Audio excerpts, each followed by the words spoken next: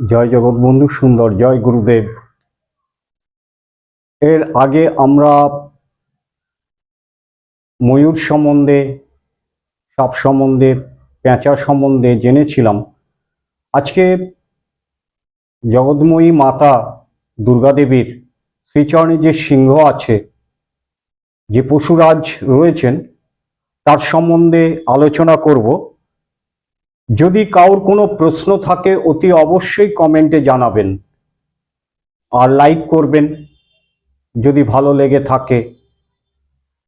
বলছে সিংহ শব্দটি হিংস ধাতু হইতে উৎপন্ন হয়েছে। যে হিংসা করে, হিংসা রজগুণের একটা কার্য, একটা কাজ। হিংসা করা রজগুণের কাজ হচ্ছে হিংসা করা।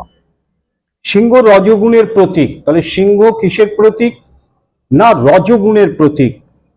সিংহ দুর্দান্ত পশু শক্তি, অর্থাৎ এই জন্য তাকে পশুরাজ বলা হয়। বনের যত পশু পাখি আছে সব থেকে শক্তিশালী এই সিংহরাজ।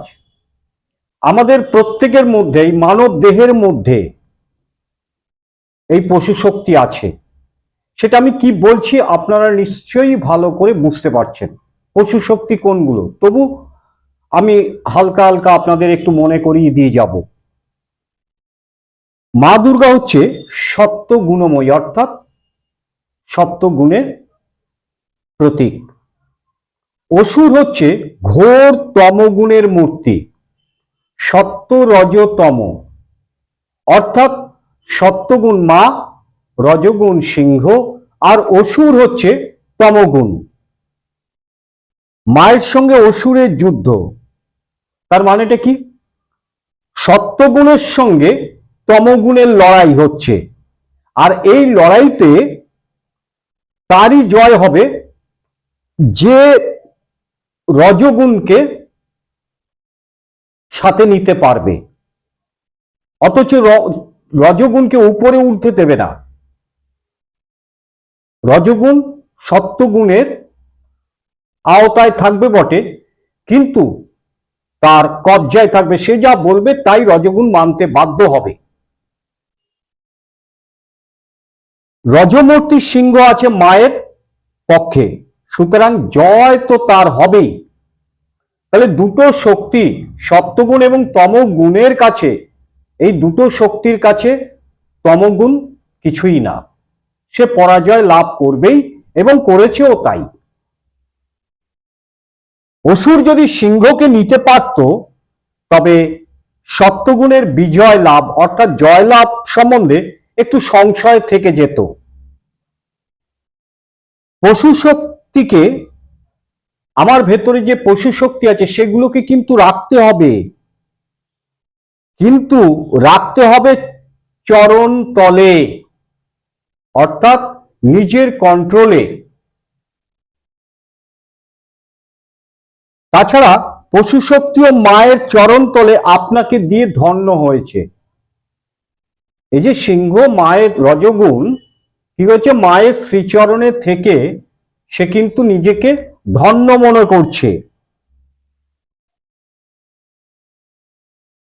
জৈব পশু শক্তি যদি মায়ের চরণ তলে শরণাগত হয়, তবে তার পশু ভাব কেটে গিয়ে দেবভাব জাগ্রত হয়। আচ্ছা, আমরা কি প্রত্যেকেই সত্যগুণের অধিকারী? সত্যগুণ সবার মধ্যে আছে, প্রত্যেকের মধ্যে আছে, কিন্তু সেটা সুপ্ত অবস্থায় রয়েছে, অর্থাৎ ঘুমিয়ে রয়েছে। আমরা জাগাই না তাকে। আমরা তাকে কোন কোন গুণগুলোকে জাগাই?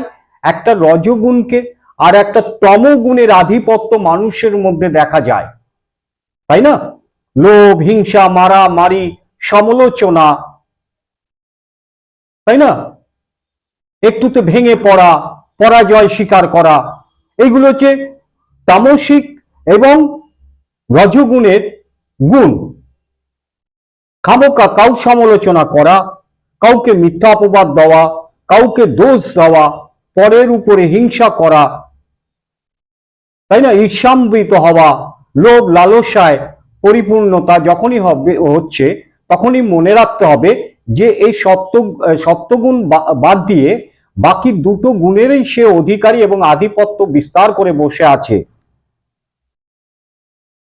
যখন এই তমগুণ এবং রজগুণ এই দুটো গুণকে কেটে যাবে তখনই সে সত্যগুণের অধিকারী হবে। সিংহ এখন আর পশু নেই, সে দেবীর ভাবে জাগ্রত, অর্থাৎ মায়ের শ্রীচরণ তলে রয়েছে এবং মাকেই সে আরাধনা করছে, মাতৃরূপে পূজা করে দিন রাত। তাই তার মধ্যে দেবত্ব ভাব জেগে উঠেছে। সে দেবতাগণের নিবাস তুল্য হয়েছে, অর্থাৎ দেবতারা যেখানে বাস করেন সেখানে সিংহ বাস করার জন্য তার জায়গা সে তৈরি করে ফেলেছে, তার গুণগুলোকে দেবত্ব ভাব করে তুলেছিল বলেই সে জায়গাটা পেয়েছে। আমাদের সকলকে তাই হতে হবে। এখন তার শিরে মহাদেব অর্থাৎ মায়ের শ্রীচরণ তলে সিংহ রয়েছে, তার মাথায় কে রয়েছে? শিব রয়েছে। ললাটে পার্বতী, নয়নে চন্দ্র সূর্য রয়েছে। সিংহ এখন দেবময়, সিংহ এখন দেবতার রূপ ধারণ করে আছে, সিংহ দেবতা হয়ে গেছে। ছিল হিমালয়ের পশু, এখন মায়ের স্পর্শের দেবতুল্য হয়েছে। কোথায় ছিল? হিমালয়ের পশু ছিল, সে এখন মায়ের শ্রীচরণ তলে জায়গা পেয়ে দেবত্ব জায়গা পেয়েছে। তাছাড়া মায়ের বাহন হতে সিংহের যোগ্যতাও আছে, সিংহের কিন্তু যোগ্যতাও রয়েছে। মা হচ্ছে বিশ্ব রাষ্ট্রের সম্রাজ্ঞী, আর সিংহ হচ্ছে পশুরাজ। মায়ের শিরে জটাজুটো, সিংহের স্কন্ধে কেশর, একই। তাহলে মায়ের মাথায় জটা রয়েছে, সিংহের রয়েছে কেশর। মা মহিষরূপী অসুর মর্দিনী, মহিষের মাথার খুলি তুলে ফেলতে সিংহের থাবার মতো শক্তিশালী আর কিছু নেই। এক থাবাতেই অসুরের খুলি নিচে ফেলে দিতে পারে, এত তার শক্তি। মায়ের 10 হাতে 10টা অস্ত্র আছে, তাই না? এই 10 অস্ত্র দিয়ে লড়াই করছে। এই 10টা অস্ত্র সম্বন্ধে আপনাদের বলেছিলাম এর আগে ভিডিওতে, আপনাদের নিশ্চয় মনে আছে। আর সিংহের নখ, দাঁত এবং তার গর্জন, এই তিনও মায়ের বিশেষ ক্ষমতাযুক্ত অস্ত্র মধ্যে পরিগণিত হয়েছিল। জীব পশু আমাদেরও অশেষ দোষ। একবার মায়ের পদতলে লুটাইতে পারলে সকল দোষও মায়ের সেবা কার্যে লাগিয়ে জগৎ কল্যাণে নিয়োজিত করতে হবে। অর্থাৎ আমার দেহের মধ্যে, আমার নিজস্ব দেহের মধ্যে কি কি আছে? কাম, ক্রোধ, লোভ, হিংসা, মোহ, মাৎসর্য, লালসা পূর্ণ রয়েছে। আরো চাই, পারবো না, কেড়ে নেব, তার নামে দুর্নাম করব, প্রতিহিংসা পরায়ণ, অন্যের জিনিসের উপরে লোভ করা, কুদৃষ্টি, কুমনোভাব, এইগুলো হচ্ছে পশু ভাব। এই পশু ভাবকে অর্থাৎ রজগুণকে প্রভুর বা মায়ের আরাধনা করতে হবে, ভক্তি রাখতে হবে, শ্রদ্ধা রাখতে হবে। জ্ঞান বুদ্ধি তখনই জাগৃত হবে, এবং জ্ঞান বুদ্ধি যখনই জাগ্রত হবে তখনই তুমি এই রজগুণকে নিজের কন্ট্রোলে নিয়ে এসে মায়ের সেবা কার্যে নিয়োজিত করবে নিজেকে। এসো সকলে এই তমগুণকে বিনাশ করি, রজগুণকে নিজের কন্ট্রোলে করে সত্যগুণের অধিকারী হই।